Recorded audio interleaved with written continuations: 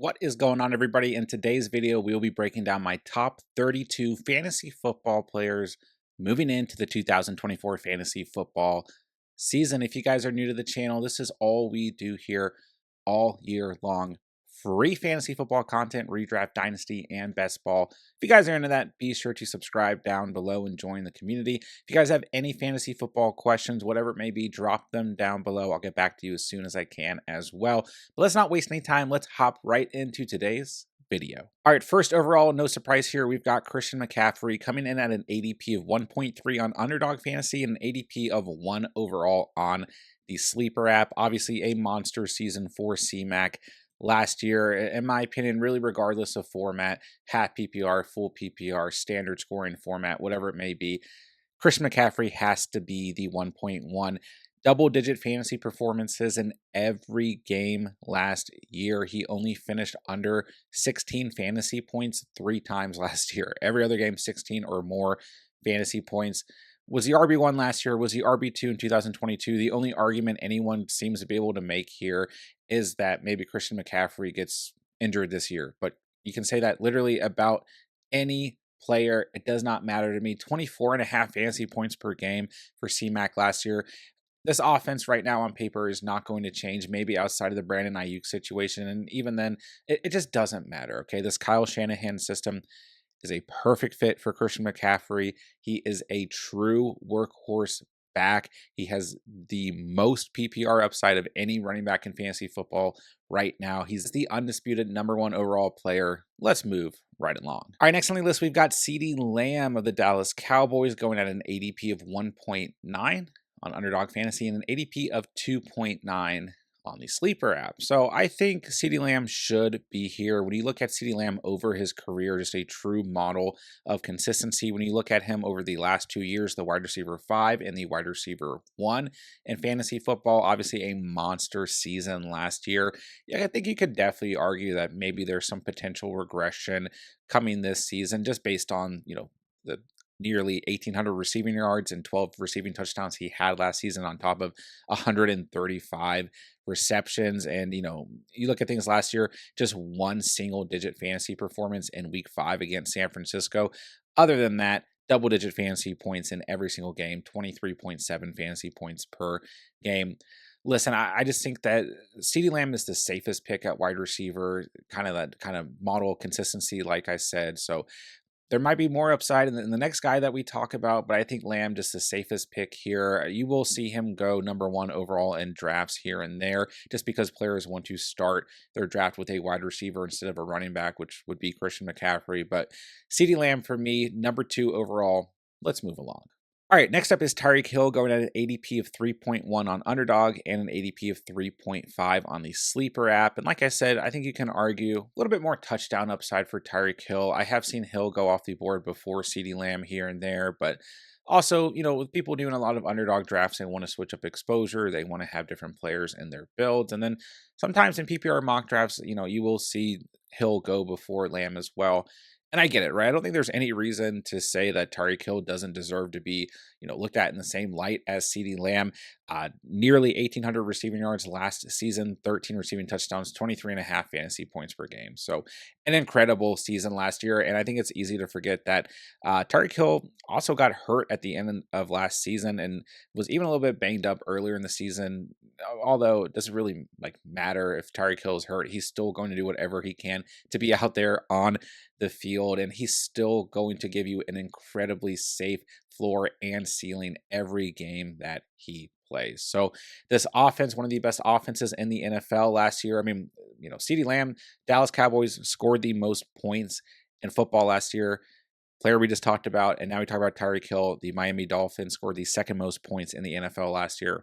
Both these guys are going to ball out. This is my top tier in fantasy football right now: C-Mac, Lamb, Hill. I think there's an argument to take any of these guys anywhere from the 1.1 to the 1.3. These are going to be the 3 best fantasy football players as long as they stay healthy in 2024, in my opinion.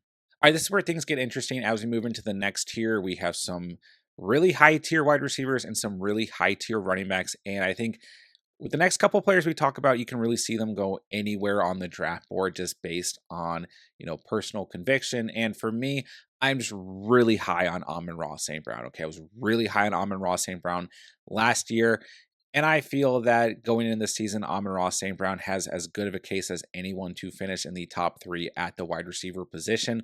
He's currently going at an ADP of 6 overall on the Underdog app and an ADP of 5.1 on the Sleeper app. So obviously a monster season last year for Amon-Ra St. Brown, finished as the wide receiver 3, over 1,500 receiving yards and 10 receiving touchdowns. And I feel like all of those numbers can be improved on this coming season. And like I said, even if they don't, I think, finishing as a wide receiver 3 again this year can definitely happen. And if worst case scenario, a top 5 wide receiver. So if you guys have been following the channel throughout the offseason, you guys have seen that I've drafted Amon-Ra St. Brown really aggressively, drafted him over guys, well, a couple of wide receivers that we'll talk about in a couple moments here.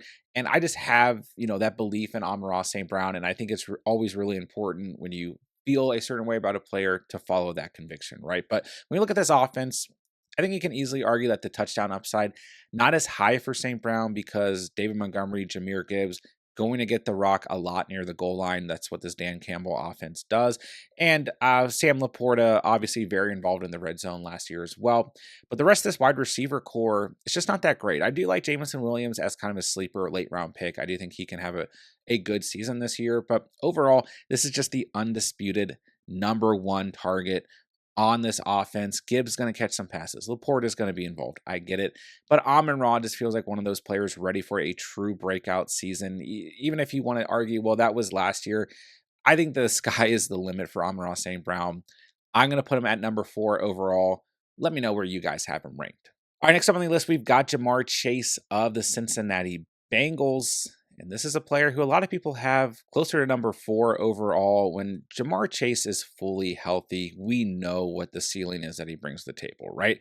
ADP of 4.2 on Underdog, ADP of 5.9 on Sleeper, but I've seen him go as early as a 1.3, as late as the 1.8. This first round is kind of all over the place, right? But Chase, Burrow, both fully healthy.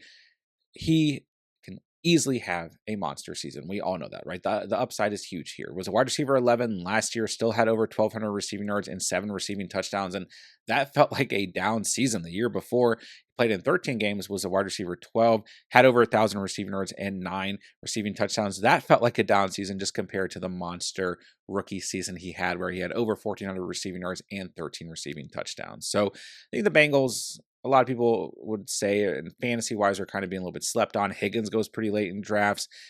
Zach Moss goes extremely late, and Burrow is really being slept on right now in terms of draft ADP right now as well. So I think as long as we get a fully healthy Ja'Marr Chase this season, there's no reason why he can't finish in the top 5 overall, and especially in the top 5 at the wide receiver position. So he comes in right at #5 for me. All right, next up on the list is Justin Jefferson. And for me, Amon-Ra, Chase, Justin Jefferson, depending on how you feel, their current offensive situations, you can move these guys around in any order. I think all of them are going to have fantastic fantasy seasons for a good reason, right? I think anyone would say that, right? So Justin Jefferson, an ADP of 5.3 on the Underdog app, and then an ADP of 4.5 on Sleeper. Earlier in the offseason, I was drafting more of Justin Jefferson. Then I've started to get a little bit worried about this quarterback situation, right? And just the offensive look overall. Now we got the Jordan Addison thing going on. I think JJ can actually perform better when Addison is out there. But then I always find myself saying, none of that matters. This is Justin Jefferson, right? This is a player last year when you look at Nick Mullins as the quarterback for the Vikings, who had 15.4, 16.1, 10.9, and 36 fantasy points 4 games in a row, weeks 15 through 18 last year. Justin Jefferson is the best wide receiver in the NFL. It's just his situation for fantasy at the moment is not perfect, right? But he's still at over 20 fantasy points per game last year, still at over 1,000 receiving yards and 5 receiving touchdowns, and he only played in 10 games. So I get it. If you like JJ as much as you like maybe Tyreek Hill or CeeDee Lamb, I'm not even going to dispute it, all right? Best wide receiver in football right now. It's just not a perfect fantasy situation. Let me know where you guys have JJ ranked. All right, next up, we're going to talk about Bijan Robinson. And, admittedly, we're going to talk about Breece Hall right after. And I do think that there's a strong argument to have Bijan or Hall higher in front of the wide receivers that we just talked about. But for now, I've got Bijan Robinson at 7 overall, an ADP of 6.9 on Underdog, and ADP of 7.9 on the Sleeper app. Listen, I think one thing that a lot of people are not taking into equation here is that the offensive line for the Falcons is really good right now. Okay, so PFF has them ranked as 6 overall going in to the season, and at the end of the day, this is just a good run blocking offensive line. Okay, plus we get a huge upgrade at quarterback for this offense with Kirk Cousins.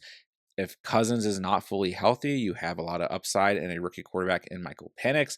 I think Drake London is going to be better this year. I think Kyle Pitts is going to be better this year. I think this offense is going to be in the red zone more. You also have guys like Darnell Mooney and Rondo Moore, who aren't incredibly exciting names, but they bring something to the table in terms of depth at wide receiver. So I believe in this Falcons offense.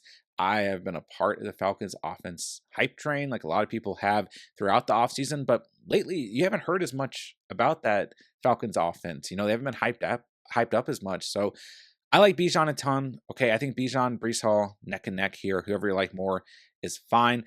Obviously, a disappointing season last year for Bijan Robinson compared to where he was drafted. Finished as the RB9, though. Still a top 10 running back last year. I think he's going to have a great season. I think this offense is going to be in the red zone a lot. They're going to rely on Bijan Robinson. He's due for a breakout season, and I won't be surprised if he finishes as one of the top 5 scoring players overall in fantasy football in 2024. Quite frankly, I feel the exact same way about Breece Hall going into this season. PFF has their offensive line ranked as the 5th best going into the year, and quite frankly, they really need this offensive line to perform well with what happened with Aaron Rodgers last year. And I think we'd be looking at Breece Hall as a potential top 2 or 3 selection going into the year if Rodgers did not get hurt last year. That's how good I think Breece Hall could have been last year. But also, he's going into his 2nd season now, fully recovered from the injury that he suffered in his rookie season. And just remember that pace that Breece Hall was on as a rookie before he got hurt. He was on a monster pace, and that doesn't even matter. Like, if you just look at last year, he was the RB2 in full PPR. Now he has a viable quarterback, not some combination of Zach Wilson and friends. That should be over with. Theoretically, Rodgers should be healthy. Rodgers doesn't have to play at an MVP level to support the offensive playmakers on this team at an elite level. Still 17.1 fantasy points per game for Breece Hall last year. Still a monster season, and I think he is truly going to have an even better season in 2024. All right, next up is A.J. Brown of the Philadelphia Eagles. It's easy to forget that A.J. Brown was literally on a historic pace for the first half of the season, and then things got a little bit up and down from weeks 11 through week 18, but he took away week 11 at Kansas City, week 17 at home against Arizona, then just completely take away week 18 against the Giants. He still had double digits in every other game between weeks 11 and week 18, then weeks 1 through week 9, double digits every game except for week 2 with a ceiling of 38.5 fantasy points. Still was phenomenal last year. Was a wide receiver 5 in full PPR, just under 1,500 receiving yards, 7 receiving touchdowns. People are kind of off of the Philadelphia Eagles offense for whatever reason going in this year. And I get they fell off due to expectations at the end of last season, but Hurts was still the QB2 last year. Brown was still great. Devonta Smith was still great. And Dallas Goedert was hurt. So, this is going to be a new offensive system this year. I think A.J. Brown's still going to feast. I'm not worried about Brown in any way. He's still undisputedly, in my opinion, deserves to make the top 10. I think he's going to have a monster season. Next up on the list, we got Puka Nacua going at an ADP of 10.4 on Underdog and an ADP 10.4 on the Sleeper app. And I'm a huge fan of this Rams offense going into the season. If Stafford, Puka, Kyron, Kupp, Blake Corum stay healthy, as well as my guy DeMarcus Robinson, I think this offense can easily be a top 5 offense in the NFL. I believe in the Sean McVay system, and they were still great last year. Okay, Puka Nacua, just under 1,500 receiving yards, 6 receiving touchdowns, 17.6 fantasy points per game, 105 receptions off 160 targets. There might be some regression here. Okay, it's definitely possible, but overall, I am just not worried about Puka Nacua. I think he's the undisputed number 1 option on this team. But you're going to see a very good blend of Puka and Kupp. Don't get me wrong, Kupp is still going to be a huge factor here. I just think Puka is a super safe pick on a very good offense that's being a little bit slept on moving into the next season. Puka Nacua should be in line for a great sophomore season. Even if he regresses a little bit, I'm not worried about it. All right, next up on the list, I've got Garrett Wilson of the Jets going at an ADP of 10.7 on Underdog and ADP of 11.7 on the Sleeper app. And listen, this is more about what Garrett Wilson can do because last year, based on where he was drafted, another disappointing season, but it wasn't his fault, okay? Just over 1,000 receiving yards, often 95 receptions, and 3 receiving touchdowns. But Aaron Rodgers, obviously, out for the season in the first game of the year. And a lot of people panicked last year. I remember getting so many questions like, what do I trade Garrett Wilson for?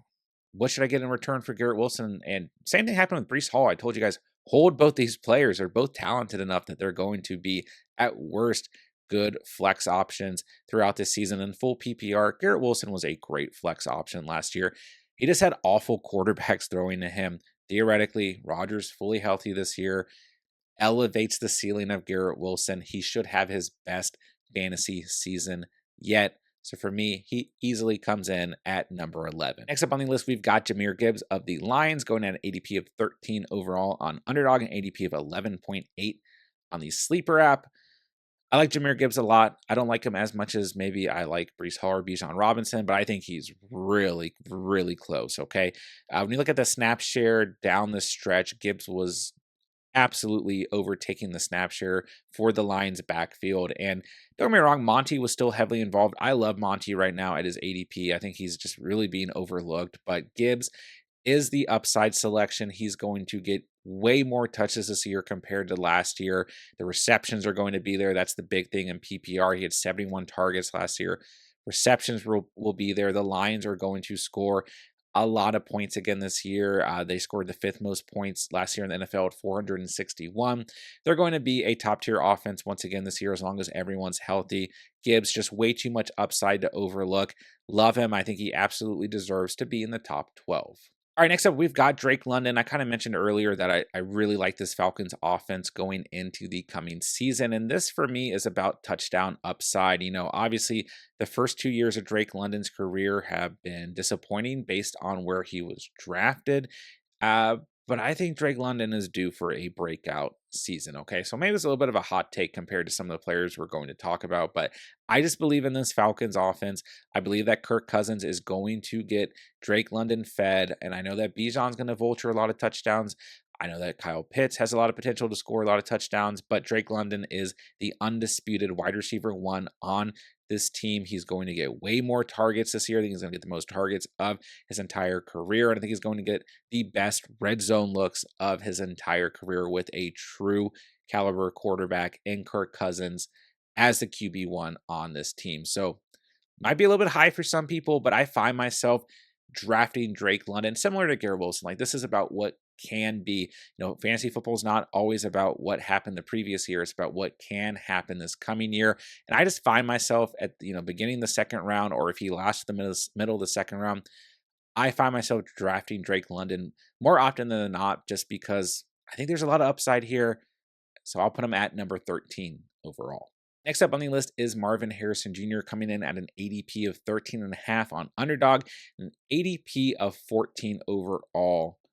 The Sleeper app. Obviously, the last 2 years of college football, incredible numbers, right? 14 touchdowns each season in the last 2 years. Receiving yards are there. Targets, receptions are there. Catch rate is great. Everything's here, right? This is one of the best wide receiver prospects we have seen, probably since Jamar Chase. One of the best wide receiver prospects we've seen in a really long time. This is a guy, when you look at his college numbers, similar to a Jamar Chase or a Justin Jefferson. So I think that's his ceiling. And when you look at those two wide receivers' rookie seasons, Justin Jefferson was the wide receiver 6. Jamar Chase was the wide receiver 5. So there are a lot of people who have Marvin Harrison Jr. definitely higher overall and definitely before guys like Drake London and even Jahmyr Gibbs. But I've got Marvin Harrison Jr. just a little bit further back because I always get a little shaky about rookies. Sometimes this makes sense. Sometimes it doesn't make sense. But for me, I just get that feeling with rookies, whether it's a running back, wide receiver, quarterback, tight end, whatever, that I'm just a little bit shaky. And this is just a high draft capital price player. And don't get me wrong, it still makes sense, right? And I think that Kyler Murray is absolutely going to feed him. I think he's going to have over 1,000 receiving yards. I think he's going to have 6+ touchdowns. I think he's going to have a really good rookie season. But I just don't want to bank, too high of draft capital on a rookie. It's just how I play fantasy football. But when we look at the Cardinals offense last year, they threw the football a ton once Kyler was back. They didn't score a ton of points last year, but it's hard to look at that offense last year because things were so skewed from when Kyler was not out there, right? So Kyler fully healthy. He's not coming in week 10 through week 18. He's going to play hopefully the entire season. He is going to absolutely feed Marvin Harrison Jr. I don't think there's any way he can't be in the top 15. And I'm a huge Trey McBride fan. Okay. I was really big on Trey McBride going into last year. A lot of shares of him in Dynasty. Connor, Benson, I think this run game is going to be good. There's not really any other wide receivers that I think are huge threats here. You got some names like Michael Wilson, Zay Jones, Greg Dortch, that there's some potential, but Marvin Harrison Jr., undoubtedly the top tier guy here, the #1 wide receiver. He's going to have a great rookie season. I just got him a little bit further back because I get a little shaky about rookies. Go ahead and roast me in the comments. All right, next up, I've got Chris Olave going at an ADP of 16.9 on Underdog and ADP of 19.4 on the Sleeper app. I'm all over Chris Olave this year, okay? Admittedly, I was pretty high on Chris Olave last year as well. He finished as the wide receiver 16. Took some time for him and Carr to really get that chemistry going. Although he started the season pretty strong, he was just a little bit shaky beginning of the season, right? But at the end of the day, he had a pretty safe floor all season long. He only gave you single-digit fantasy points 4 times last year. Then he missed week 15 at home against the Giants, but still over 1,100 receiving yards, still 5 receiving touchdowns. I think that this offense is just kind of being like completely forgotten about this year. And, I think Olave is just due for a really solid year. I think he's just a really safe selection. His ADP is pretty safe, mid-second round guy. I think as a wide receiver 2 in full PPR formats, he's going at a great ADP overall. I would start to get shares of him because I just think he's going to have a very good season. These are the type of players I look for, just kind of consistent players, safe ceilings, safe floors. We want the guys with upside, of course, but also those safer players who are just going to perform week in and week out are really important to me. So I like Olave a lot this year. I got him at 15 overall. All right, next up, I've got Nico Collins, and I've got Collins pretty high. He's at an ADP of 17.5 on Underdog, and an ADP of 28.2 on the Sleeper app. So I don't know, just all off season, Nico Collins has been my guy. I like this Texans offense. I think everyone does. I think kind of their hype train this offseason has been a little bit up and down. Some people are like, well, we still only have seen one season out of CJ Stroud. He might regress. Whatever. I don't know. I just feel good about the Texans offense. Stephon Diggs is here.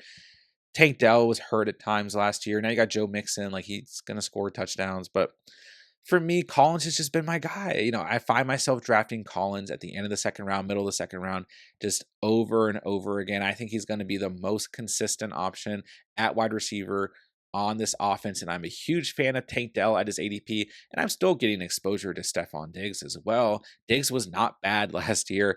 That offense just completely changed, and Diggs just wasn't as involved as the season went on, but he was still the wide receiver 9 in fantasy last year. So, I'm not ignoring everything here. I just feel good about Nico Collins, 17.4 fantasy points per game last year, over 1,200 receiving yards, 8 receiving touchdowns. I won't be surprised if he kind of finishes close to where he was last year. I still think he easily finishes in the top 15 at the wide receiver position. So I got Collins at 16 overall. This is the one that's probably going to trigger a lot of you guys, but I'm really high on Saquon Barkley. I've got him at 17th overall. His ADP on Underdog is 20.8. His ADP on the Sleeper app is 15.6. I just find myself drafting a lot of Saquon Barkley. I think the upside is just way too high to ignore here. And there's so many different arguments. Like the Eagles, people are down on this offense, and people are like, the Eagles offense fell off completely last year. They're a disaster. Jalen Hurts is not good, is one thing I've heard. The tush push is going to steal all of Barkley's touchdowns. Whatever it is, I'm just not listening to the noise. I just have such a good feeling about Barkley going in to the season. I'm not scared to aggressively draft him in the second round. And based on the Underdog drafts I've been doing lately, more people are drafting Barkley closer to the beginning of the first round compared to earlier in the offseason where he was at end of the first round selection. So the upside's just too high here. Okay, this Eagles offense is going to be good this year. Saquon Barkley had a good season last year. He was the RB13 in full PPR. He played in 14 games and he was on a god awful offense. He was the RB5 in 2022. The other argument I hear against Saquon Barkley is, well, he's going to get hurt. And I'm like, I just hate that argument. You can say that about any player. Oh, I just want shares of Saquon Barkley. I just have that feeling about him. I think he's going to have a monster season. I think he can easily finish as a top 5 running back this year. Upside's way too high for me. PPR upsides here. Touchdown upside, I still think is here for Barkley. I think he could have one of his best seasons yet. I'm all over Saquon Barkley. Let me know how you guys feel in the comments. Next up, I've got Jonathan Taylor, who a lot of people would have before Saquon Barkley, and which is interesting to me because a lot of people's main arguments is that Barkley might get hurt, and JT has actually been hurt the last 2 seasons. But listen, we should get a fully healthy Jonathan Taylor this year. Hopefully get a fully healthy Anthony Richardson. This offense is going to be really good. I think really improved as long as A-Rich can stay healthy. Then you got A.D. Mitchell coming in as a wide receiver 3. Josh Downs, a great slot wide receiver. Michael Pittman's going to be a very good wide receiver 1. And JT still had 15.6 fantasy points per game last year, playing in 10 games, 741 rushing yards, 7 rushing touchdowns, and a receiving touchdown. Those are very good numbers for just playing in 10 games. So I get it. I like JT a lot, just maybe higher on a guy like Barkley than I am JT, but I still find myself drafting a lot of Jonathan Taylor at the beginning of the second round. I really do like making builds where I'm drafting a first round caliber running back and then getting a guy like Gibbs, JT, or Barkley as my RB2 and kind of going double hero running back. I think there are enough running backs at the kind of middle end of the first round and enough running backs here in the beginning of the second round that can finish as players who are first round caliber, that there's some scary combinations at the running back position based on ADP right now that some people need to pay a little bit closer attention to in terms of forming rosters. But JT, I think he's going to have a great season. I'm not down on him. He comes in at 18 overall for me. All right, 19 overall, I've got Davante Adams of the Raiders. And admittedly, I haven't been ecstatically drafting Davante Adams by any means, but the more I look at it, I think Adams is due for another solid season. Like, I won't be surprised if Adams finishes in the top 15 at the wide receiver position because, a lot of people are nervous about this offense, nervous about the quarterback play. And admittedly, I am too. But when you look at things, those last couple of games last year with the quarterback change, weeks 14 through 18, double digits every game except week 16 at Kansas City for Davante Adams, which was a bad performance, 1.4 fantasy points. But week 14, 12.3 points. Week 15, 24.1 points. Week 17, 37.6 points. And week 18, 15.6 points. So it's kind of similar to the Justin Jefferson situation, right? It's like, as long as Adams is getting fed and he's the number 1 wide receiver, he is one of the best wide receivers in all of football. It's just a bad fantasy situation. But lately, I've kind of felt like maybe I need to get more shares of Davante Adams because still a top 10 finish last year, just under 1,200 receiving yards, 8 receiving touchdowns, 103 receptions off 175 targets. Like, Adams is still that guy. He's just in a tough situation. So Adams, I think, still needs to be in the top 20. I've got him at 19 overall. All right, 20th overall, I've got Deebo Samuel. Listen, the San Francisco 49ers last year scored 491 offensive points. They're one of the best offenses in the league last year. They're going to be one of the best offenses in the league this year as well. So Deebo Samuel going at an ADP of 19.5 on Underdog and an ADP of 32.6 on the Sleeper app. He was the wide receiver 15 in full PPR last year.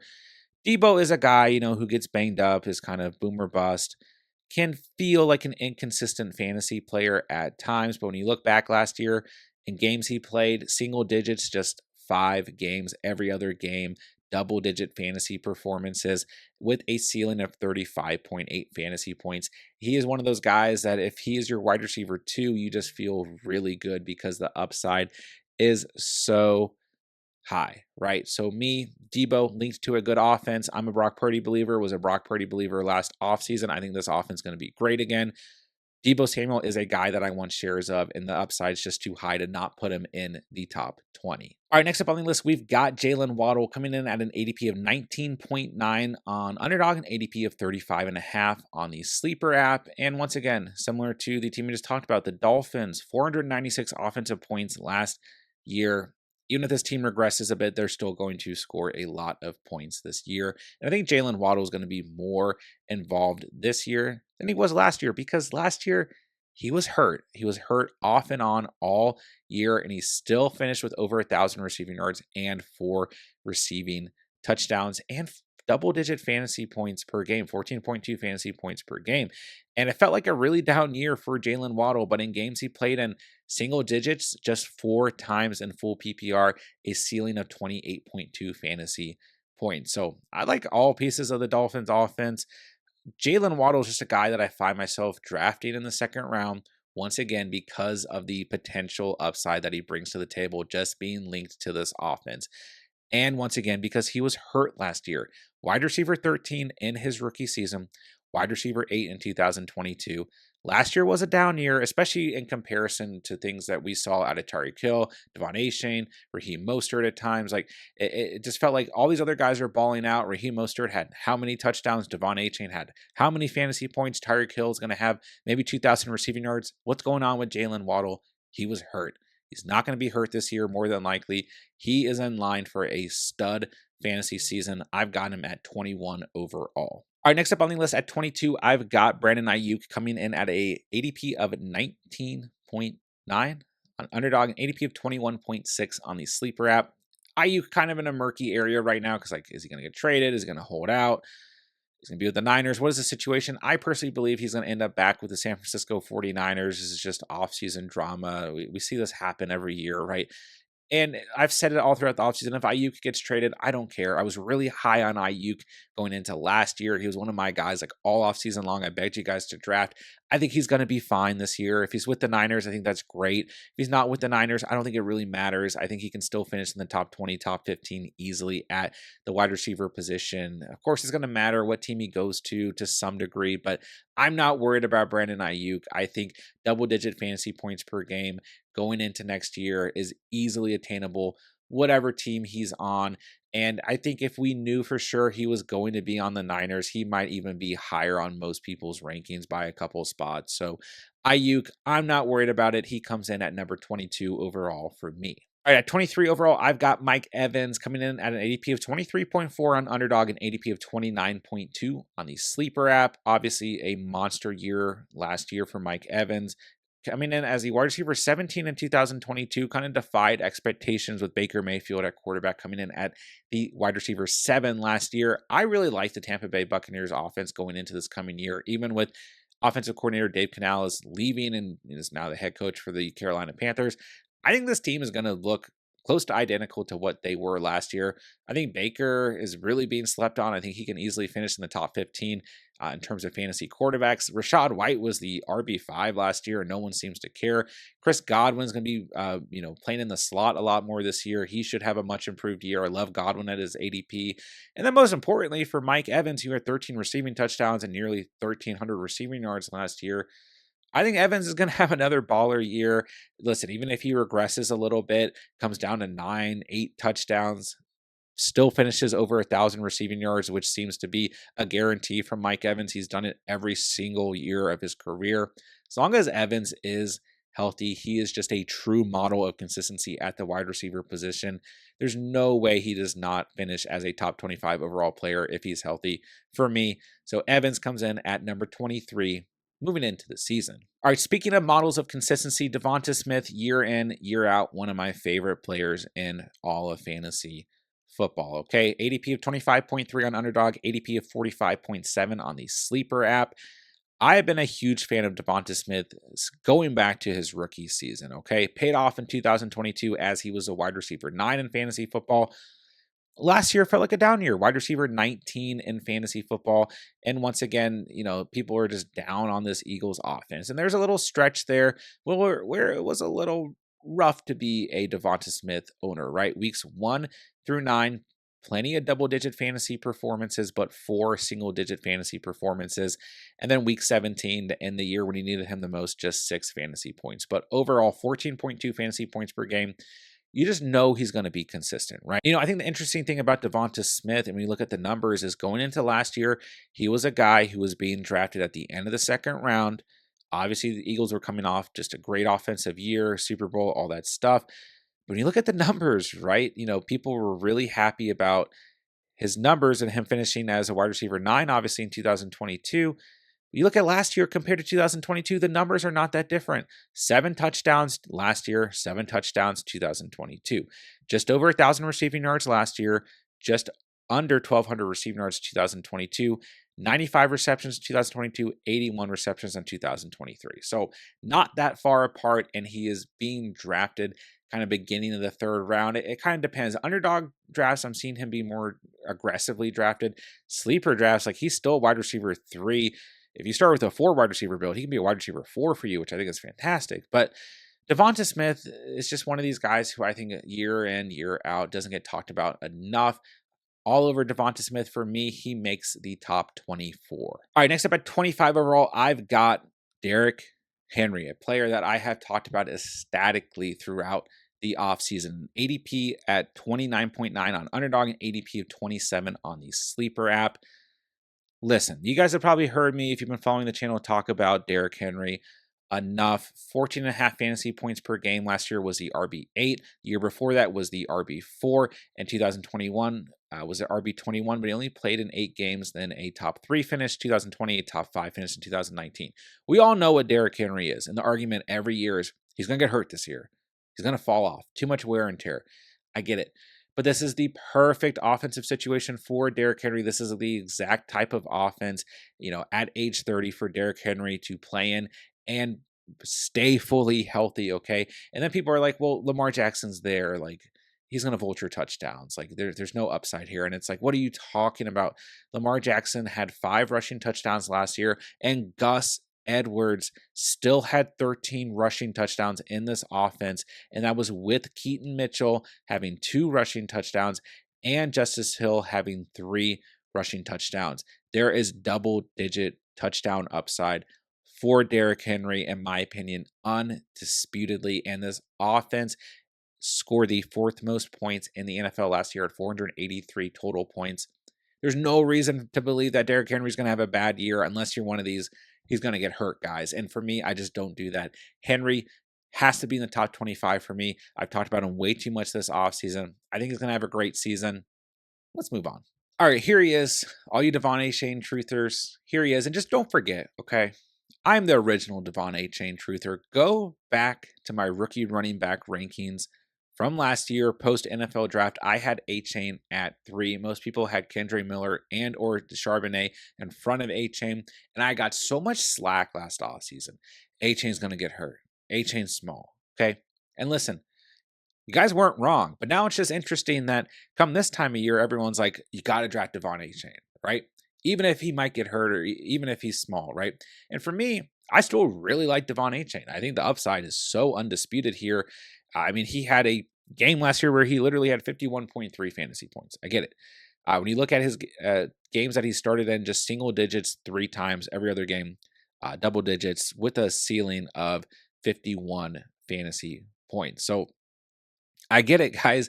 800 rushing yards, 8 rushing touchdowns, 3 receiving touchdowns in 11 games. 100%. Like, I am there with Devon Achane. I totally understand it. The upside is crazy. But you just have to admit that this is one of those guys where I will say he does make me worried in terms of injury. And I don't say that about a lot of players, as you guys have probably heard throughout this video.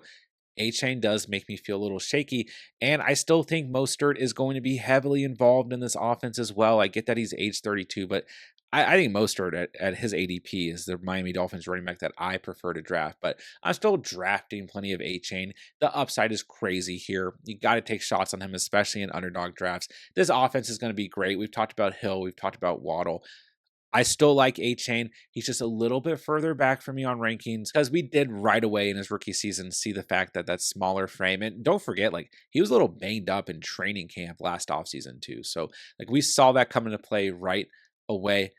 but I get it. If A-Chain finishes as a top 5 back, I won't be surprised. The upside is massive here. You got to take shots on him. I get why he's higher on other people's rankings or just overall ADP. Go ahead and roast me in the comments. Let's move on. Next up on the list, we've got DJ Moore of the Bears coming in at an ADP of 30.5 on Underdog, coming in at an ADP of 31.3 on the Sleeper app. A player I was really high on going into last year that I begged you guys to draft, finish as the wide receiver 6 in full PPR, 8 receiving touchdowns, just under 1,400 receiving yards, and 96 total receptions off 136 targets. But the big thing here is we're going from Justin Fields, who had really good, say what you want about Justin Fields, really good chemistry with DJ Moore that showed last year. And now we get Caleb Williams at quarterback, which I think is fine, is a good thing, right? I'm not down on Caleb Williams in any way, but you do always want to see how does a rookie quarterback respond in terms of chemistry and what players are they going to have the most chemistry with. And then we look at this offensive roster now. You also have 2 additional wide receivers out in the offseason and veteran Keenan Allen, then rookie Rome Odunze, right? And there are other guys on this team like Cole Kmet and DeAndre Swift who are going to get targets and receptions at other positions as well. But man, DJ Moore is just one of those guys that when he's there available, whether it's end of the second round, beginning of the third round, when I'm looking at a wide receiver 3, wide receiver 2 that I'm drafting, I am still taking shots on DJ Moore. Even with Keenan Allen there, even with Rome Odunze there, I still feel like DJ Moore is the wide receiver 1 for the Chicago Bears. I'm not going to read too much into who's playing quarterback here. I think DJ Moore is still going to have a really solid year. Might regress a little bit from last year, but I still think overall he's a lock for over 1,000 receiving yards, 6 to 8 touchdowns as we approach 2024. So he comes in at 27th overall for me. Next up on the list, we've got Kyren Williams, who might be a little bit low on today's rankings for some of you guys. And this is probably the only other player that I'll mention, similar to Devon A-Chain, where I just slightly worry about injury because we just really saw that pop up last year. His rookie season basically irrelevant, and then just obviously completely took over that Rams backfield last year. And listen, I'm really high on Kyren Williams at the same time. Like I still find myself drafting a lot of Kyren Williams. If you go hero running back, and you don't take your running back to the 3rd, I think Kyren's a great RB1 to start with. And once again, we already talked about Puka. I believe in this Rams offense heavily going into next year. But something about Kyren, it's interesting because beginning of the offseason, this was a guy going at the end of the first round, then he's just fallen back to a 3rd rounder. And I think Blake Corum doesn't help because Blake Corum, obviously a great college prospect. I think Blake Corum is a fantastic handcuff to draft. A lot of people might just view him as a handcuff, but I also think that there's a strong chance that we see Corum and Kyren both get involved. But it's just hard to say. The Sean McVay offense at running back, we've seen different things happen. We've seen workhorse running backs. We've seen guys get rotated. It's really hard to say. At the end of the day, Kyren, similar to A-Chain, like if he finishes in the top 5, I won't be surprised. He was the RB7 last year and only played in 12 games. So like if he stays fully healthy, RB3 or 4 is not out of the question, right? 21.3 fantasy points per game. There's just something about Kyren Williams that a lot of drafters feel like has put him off into the 3rd round. And I think the situation with Blake Corum now there will affect things. So love this offense. I still like Kyren Williams. He just comes a little bit further back at 28 overall for me. All right, next up on the list, I've got DK Metcalf coming in at an ADP of 26.9 on Underdog and an ADP of 44.9 on the Sleeper app. I still think it's important to get some shares of DK Metcalf, okay? You go back, right? A very good rookie season by rookie standards, 900 receiving yards, 7 receiving touchdowns. Go to 2020, that kind of breakout season, wide receiver 7, then he's just never really lived up to it. Wide receiver 14, wide receiver 16, wide receiver 21 in the last 3 years. But once again, this is a guy who actually brings a lot of consistency when it comes to PPR scoring formats. You look at last year in games he played, he missed 1 game, right? Games he played, single digits, just 3 times, double-digit fantasy performances in every other game. He had that huge game against Dallas where he had 37.4 fantasy points. Then another very good game against the Rams in Week 11 where he had 20 fantasy points, 17.2 against Carolina in Week 3. And other than that, his next highest ceiling is 15.6 fantasy points. Like, what I'm saying is a lot of these double-digit fantasy points were closer to 10, 11, 12, 13 points. Like, the ceiling's just a little bit lower for Metcalf, but at the same time, he seems to have those 2 games of the season where you're like, oh my gosh, DK Metcalf is an absolute monster, right? So I think he's going to have a consistent year. He's going to be very good. A guy that you don't regret drafting at his current ADP. It's going to be a new offense this year. I actually think the Seahawks are being a little bit slept on offensively as long as Geno Smith can really perform. And then I guess you got Sam Howell hanging around there too. But listen, Metcalf, just easy to forget about. But just don't forget that he still brings a ton of consistency to the table. And those 2-3 games of the year where he absolutely balls out, you're going to be super happy you drafted him. So I've still got him in the top 30. I still think he's going to have a good season. Comes in at 29 overall for me. All right, next up, I've got Cooper Kupp coming in at an ADP of 27.9 on Underdog, ADP of 41.5 on the Sleeper app. Listen, Kupp played in 12 games last year, still had 730 receiving yards and 5 receiving touchdowns. We still saw why Cooper Kupp is relevant in this league, and he just missed a lot of time last year, and then he had Puka like completely taking over, and he still played a little bit banged up at times too. But once you saw him get fully healthy, this offense really get rolling and make that playoff push, weeks 13 through 17, double digits every single game with a ceiling of 25.5 points. And then earlier in the season, when he came back from the initial injury and everything, 27.8 fantasy points in week 6 was his ceiling. So 13.7 fantasy points per game. Once again, I believe in the Sean McVay offense. I believe in the Rams. I easily feel like Cooper Kupp, Kyron Williams, and Puka Nacua can all finish in the top 32 overall, as long as those three stay healthy and Matthew Stafford stays healthy. And now we got Blake Corum coming in. I think this offense can easily be one of the best offenses in the NFL. At the end of the day, I just find myself drafting Cooper Kupp where he's going in drafts right now. It just feels like, well, the ceiling is still here, right? We still saw that, 27.8, 25.5, 25.1 finishes last year. And the floor is just super safe as long as he stays healthy. It's just so easy to forget, I think, for a lot of fantasy managers that Cooper Kupp was a wide receiver 1 in 2021, was 50 receiving yards away from 2,000 receiving yards, had 16 receiving touchdowns. Just a crazy season. And yeah, Puka's here. He's going to take a lot of targets. He's going to take a lot of receptions. He's a great playmaker. But Kupp, in the limited times we have seen him play in 2022 and 2023, 9 games and 12 games respectively, he still has been very good. And most importantly, Matthew Stafford still fully trusts Cooper Kupp. I get that it's been a weird 2 years. 2022 feels like he fell off, but really he was just hurt. 2023 was inconsistent. Felt like you couldn't trust him to start the year because he started the season banged up, then got banged up again. But just look at those last couple games, what Kupp brought to the table, even with Puka Nacua playing well in those games, even with Kyron Williams scoring touchdowns. Kupp is still a great wide receiver, still has to make the top 32 for me. All right, number 31 overall, I've got Michael Pittman, a player that I find myself drafting a ton of in the third round. If he falls to the end of the third round, and this is like my wide receiver 2, wide receiver 3, or maybe I went hero running back, whatever, I feel great about drafting Michael Pittman if he ends up even as a wide receiver 1 on my team. Once again, Anthony Richardson has to stay healthy for this, to really work here, as I think why he's falling back. But even with Richardson not being fully healthy for almost the entire season last year, Pittman was a wide receiver 13 last year. I mean, Gardner Minshew really found a way to feed him. 156 targets, 109 receptions, just under 1,200 receiving yards, and 4 receiving touchdowns. The last 3 years, Pittman has been a top 20 fantasy football wide receiver in full PPR, and I don't see any reason why he won't be this year. I prefer, a fully healthy Anthony Richardson, just because I think this offense will be so much better with Richardson fully healthy, obviously. But even if not, it's like Joe Flacco's QB2 here. We saw Flacco somehow do some impressive things last year, right? And Amari Cooper was fine, right? David Njoku was fine. So I think Pittman will be fine this year, but I do think he has the potential upside to really move in front of some of the wide receivers we've already talked about on today's list. Like I said, when I see Pittman on the board at the end of the third round, I feel really good. If I get him as a wide receiver 3, I think he's just going to end up as a really, really good player this year. So Pittman, I really like at his ADP.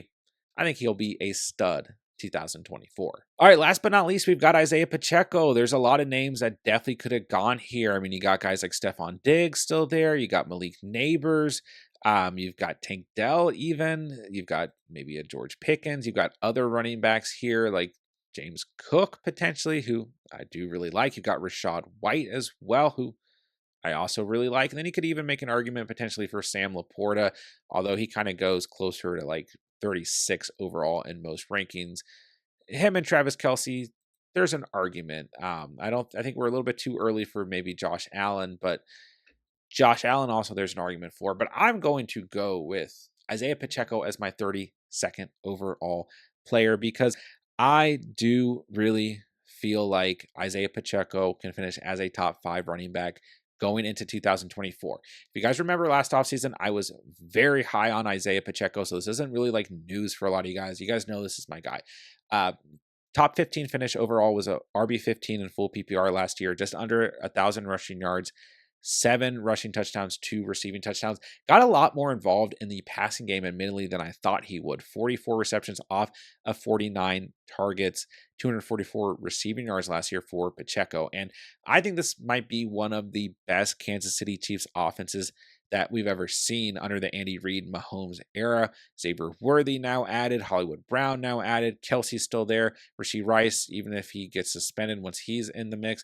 I think this wide receiver room is going to be great. I think this offense is going to score a lot of touchdowns, but once again, even with the passing offense being improved this year and having wide receivers who can catch the football outside of Rashee Rice, I think that they're still going to run the football a lot. And I think when they're in the red zone, they're going to be at times taking that pressure off of Mahomes and company. And I just think Pacheco is going to score a lot of touchdowns. And that was kind of my argument last year, right? Is like this wide receiver room's not great. So I think they're going to run the football more. And I think Pacheco's got to be the guy.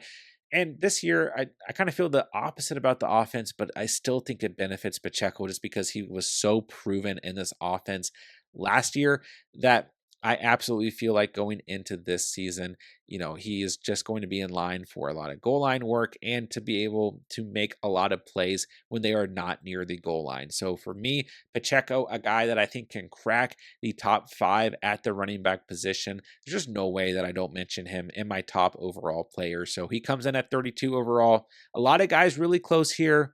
Not sleeping on Diggs, not sleeping on Dell. Malik Neighbors, the situation's kind of shaky at quarterback for me. Danny Dimes being at the helm. There's other guys like Zay Flowers, George Pickens, who you can argue for here. Other running backs like Rashad White, James Cook that I like a lot. And like I said, Laporta, Josh Allen. There's an argument for sure for them to be in here. But for me, give me Isaiah Pacheco as my 32nd overall player. And that'll do it for today's video. That was a long one, but let me know in the comments down below what you guys thought of my rankings overall. Let me know if you guys have any fantasy football questions, redraft, dynasty, or best ball. I will get back to you as soon as I possibly can. Thank you guys for watching the video today. Make sure you guys hit the like. If you guys are new to the channel, this is all we do. All year long, free fantasy football content. Redraft, dynasty, and best ball. Be sure to subscribe on the way out. With that, I will say, thank you guys so much for watching and or listening. And remember, you saw it here on The Catch.